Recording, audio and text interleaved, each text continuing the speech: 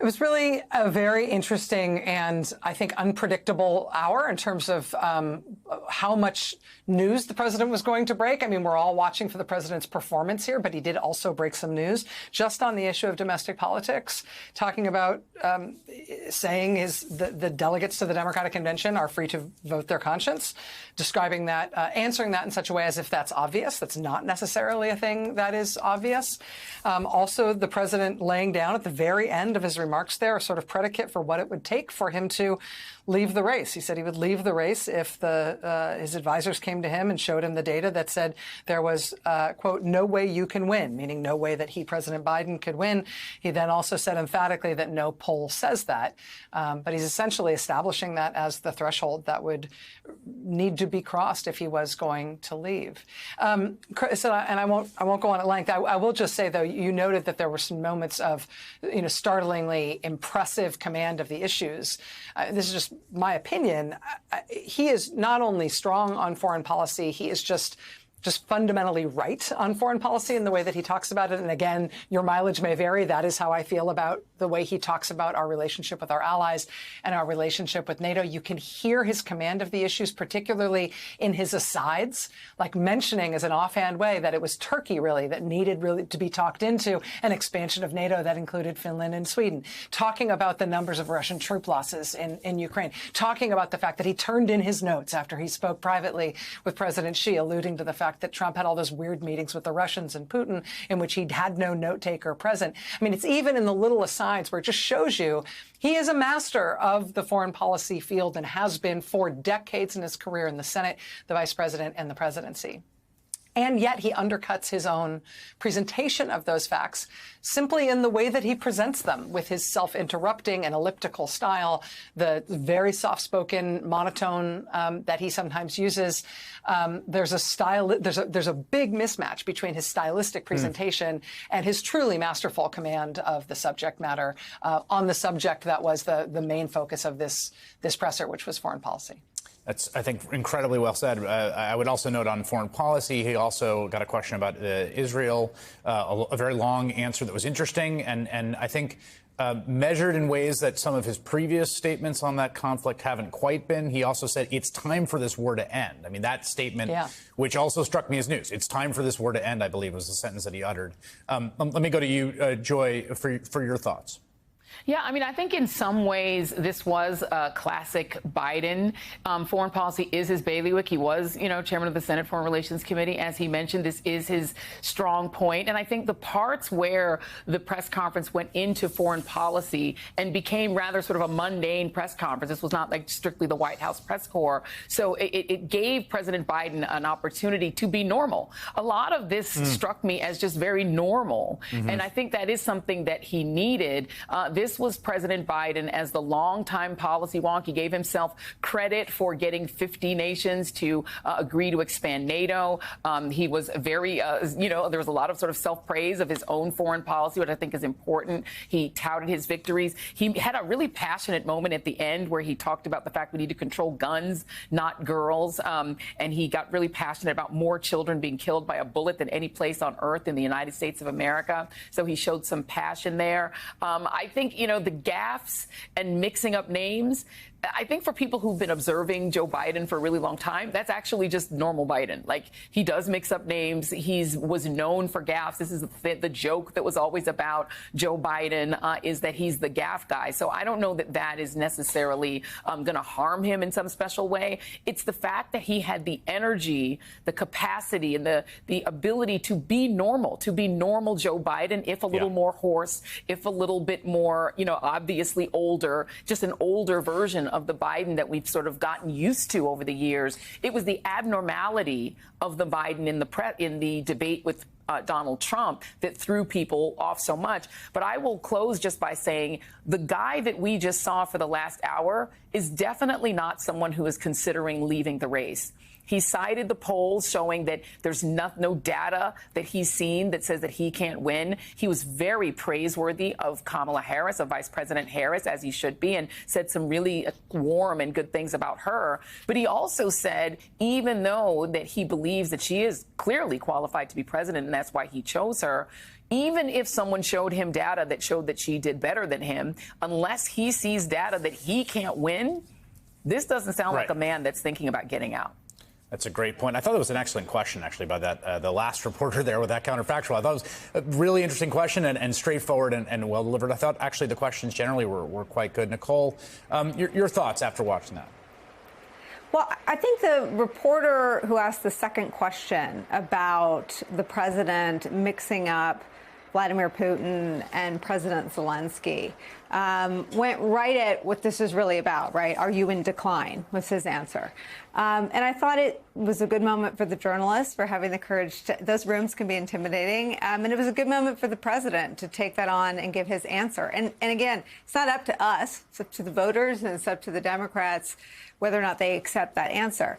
I think that this is another split screen moment. I mean, my understanding is that tomorrow a political dam is likely to break. CBS News is reporting tonight that 40 Democrats are likely to break with President Joe Biden tomorrow.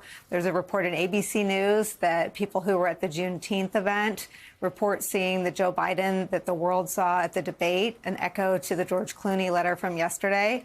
I think we were reminded of all of this president's strengths. I think that the room disappeared when David Sanger of the New York Times asked this president about China, and you got the impression he would have stood there and talked to David Sanger for 45 more minutes. He wasn't in a hurry. He wasn't defensive. The tough questions in some ways served him better than anything else in the room. But I think that the other train is in motion. And I think, you know, two things on the politics. There's no incumbent president with lower approval ratings who won. There are only 3 with lower approval ratings than he has right now, and they all lost. Donald Trump, George H.W. Bush, and Jimmy Carter. So some of the political information is what worries some folks in his inner circle. And there is right now no poll that shows him winning.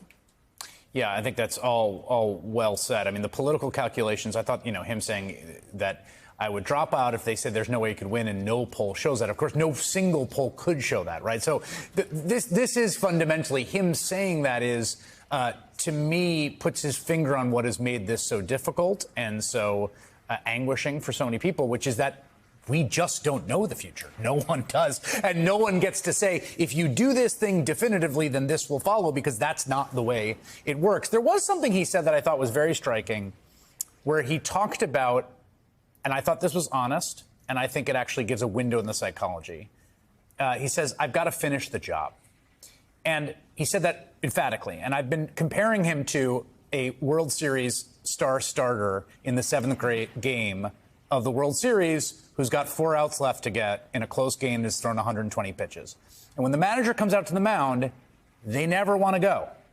They're never like, yes, take me out, ever. They curse into their glove. They go like this to the manager. They fight it.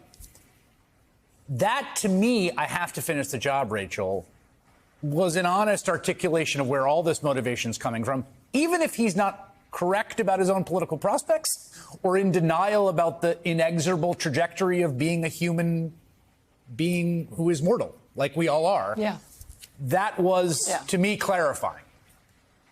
And, you know, you make a really important point, Chris, that I think we can't say frequently enough as Democrats and people who want Donald Trump to be prevented from returning to the White House sort of anguish over this decision, which is that there is not perfect information about the future.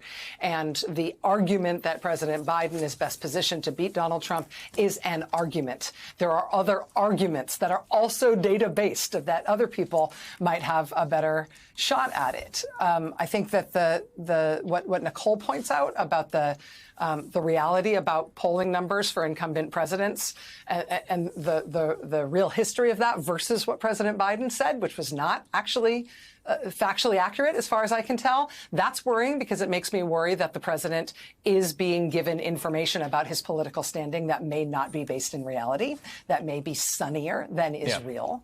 But I also think the president spoke from a factually grounded place throughout his entire remarks. And again, importantly, at the end, what did he say when he got that very sharp question? That's the very closing question from the entire presser, when he was asked what he would need to hear to make him decide that the right thing to do for the country would be to leave. He did say in his answer to that, there are other Democrats who can beat Trump, too.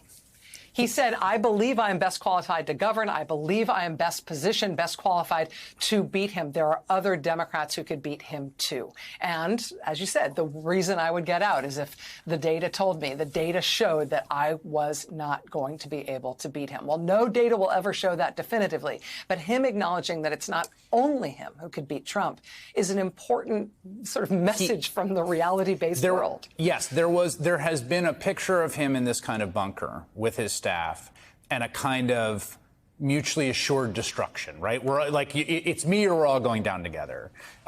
Burn the boats is the sort of cliche I was thinking about, which is like there's no retreat, right?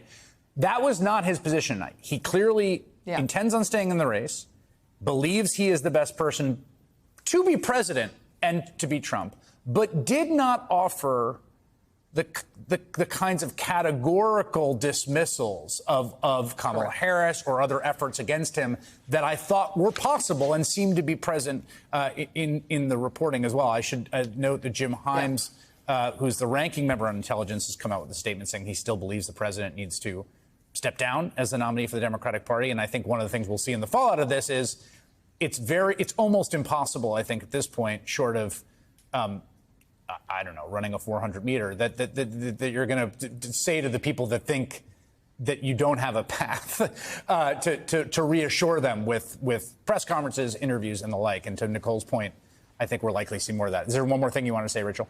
There is just, I just wanted to add one other point there, which is, I think, it's critical on exactly that point you were making, which is that the president is losing the race right now. The polls don't show him winning. And that's consistent. It's not one poll, and he said, who believes the polls are right? And he has defied the polls in the past, and the Democrats defied the polls under his leadership in 2022 with the midterms, sure. But if the polls broadly, for the entire duration of this race, have broadly been accurate, he is losing. And so the thing that people need to hear in order to know that he can beat Donald Trump is how he's going to turn those polls around, what he's going to change in the campaign, what is going to change so that the current status quo, which is him losing, is not going to be the outcome. And there was no articulation of that. The closest he got to that was saying the campaign hasn't started. A lot of times people don't really start paying attention till Labor Day. That's not a great argument that we're just going to keep coasting in this losing position and hope that things turn around on their own in September. It's just not a good argument for turning things around. And it's also not an acknowledgement that things do need to be turned around if he's going to win. Hey there, MSNBC fans. I'm Luke Russert, and be sure to join me, Rachel Maddow, Jen Psaki, Lawrence O'Donnell, Steve Kornacki, Joy Reid, and many more September 7th in Brooklyn, MSNBC Live Democracy 2024. Click on the link for ticket information. We will see you there.